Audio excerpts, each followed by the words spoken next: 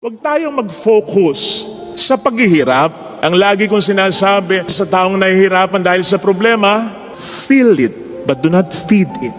Ramdamin mo, natural, matakot ka, mag-alala ka, malungkot ka, pero huwag mong aalagaan. Huwag kang mag-focus sa problema. Focus on the goal. Kung may ultimate goal, may mga small goals. Yung mas maging matyaga tayo, yung mas maging masakripisyo tayo, yung mas mapalapit tayo sa Diyos, yung mas matuto tayong tumayo sa ating mga sariling mga paa, lahat ng ito kinakailangan sa biyaya at awa ng Diyos upang ma-form ang ating karakter and therefore upang ma-prepare tayo papuntang kalangitan. Hindi nga ba mas matatag ka ngayon, mas madiskarte ka ngayon, mas malapit ka ngayon sa Panginoon dahil sa mga problemang naranasan. Makatutulong ang ating mga sufferings diyan.